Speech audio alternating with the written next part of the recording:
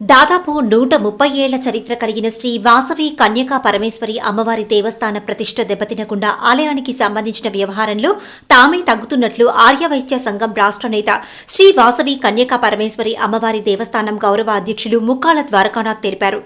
నెల్లూరు నగరంలోని నవాబ్పేటలోని ఆయన నివాసంలో శుక్రవారం సాయంత్రం ఏర్పాటు చేసిన మీడియా సమావేశంలో ఆయన మాట్లాడుతూ వాసవి కన్యకా పరమేశ్వరి అమ్మవారి దేవస్థానం లెక్కలకు సంబంధించి ఈ నెల 18న ఉదయం 10 గంటలకు దేవస్థానంలో సర్వసభ్య సమావేశాన్ని నిర్వహిస్తున్నట్లు ఆయన ప్రకటించారు.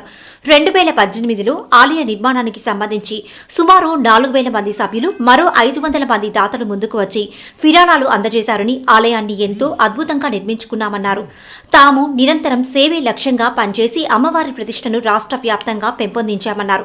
అమ్మవారికి వచ్చిన విరాళాలకు సంబంధించి ప్రతి రూపాయికి తాము లెక్క చెప్తామన్నారు. ఆలయ ప్రతిష్టను కాపాడుకోవాలనే లక్ష్యంతోనే తాము తగ్గుతున్నట్లు ప్రకటించారు. జనరల్ బాడీని ఏర్పాటు చేసి అకౌంట్స్ మొత్తం అప్పగిస్తామని ఆయన ప్రకటించారు. గురువారం సాయంత్రం దేవస్థానంలో జరిగిన సంఘటనలు దురదృష్టకరమన్నారు. దీనికి అమ్మవారికి తాము కృతజ్ఞతలు తెలియజేస్తున్నట్లు ఆయన వెల్లడించారు. శ్రీ వాసవి కన్యకా పరమేశ్వరి అమ్మవారి దేవస్థానం శ్రీరామ్ సురేష్ మాట్లాడుతూ 2017 నుంచి ఇప్పటి వరకు శ్రీ వాసవి కన్యకా పరమేశ్వరి అమ్మవారి దేవస్థానాన్ని అభివృద్ధి చేసేందుకు తన శక్తి వంచన లేకుండా ఒక సేవకుడిగా పనిచేశానన్నారు. 18న జనరల్ బాడీని ఏర్పాటు చేసి సీనియర్లు, ఆడిటర్ల సమక్షంలో అకౌంట్స్ను అప్పగిస్తామన్నారు. ఈ కార్యక్రమంలో సోమిశెట్టి రమేష్, వంబిన మురళి, జ్యోతి ప్రసాద్, కళ్యాణి, మేడా కామేశ్వరరావు, పేర్ల జనార్దన్ రావు, ఆర్వేటి ఫణీంద్ర, సునీల్ తదితరులు పాల్గొన్నారు. ఒత్తిళ్ళకి లేదంటే భయపడితే భయపడేది కానీ నా జీవితంలో లేదు. నాకు భయపడాల్సిన అవసరం లేదు. నేను ఏ ఒత్తిళ్ళకి తలపాల్సిన అవసరం లేదు. ఇక్కడ నా జాతి కోసమే తగ్గా.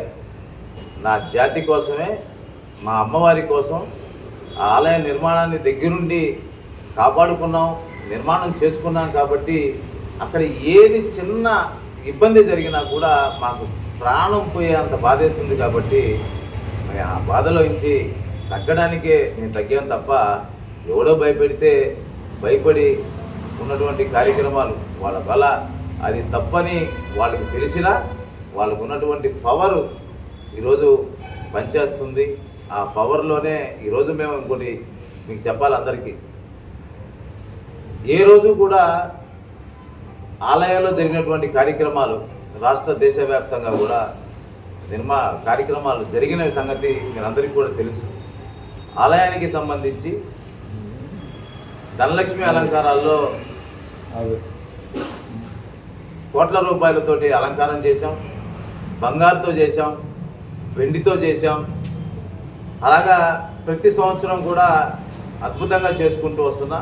ఏ రోజు కూడా పోలీస్ వారిని సహకారం చేయమని రమ్మని చెప్పి అడిగినటువంటి సందర్భాలు లేవు. మా వయసులకు సంబంధించినటువంటి వాళ్ళు మేమందరం అక్కడ ఒక వాలంటీర్ లాగా పని చేసుకుంటూ ముందుకు వెళ్ళేవే తప్ప ఎప్పుడూ కూడా పోలీసు వారిని ఆ యొక్క ఆలయంలోకి ఆహ్వానించింది లేదు. బట్ వాళ్ళకు ఉన్నటువంటి ప్రజలు వాళ్ళకు ఉంటాయి, వాళ్ళు రావడం జరిగింది. అది నా మనస్తాపానికి అదొక కారణం. కాబట్టి ఇది పునరావృతం కాకూడదనే మాకై మేము తగ్గి ఈ యొక్క నిర్ణయాన్ని తీసుకోవడం జరిగింది.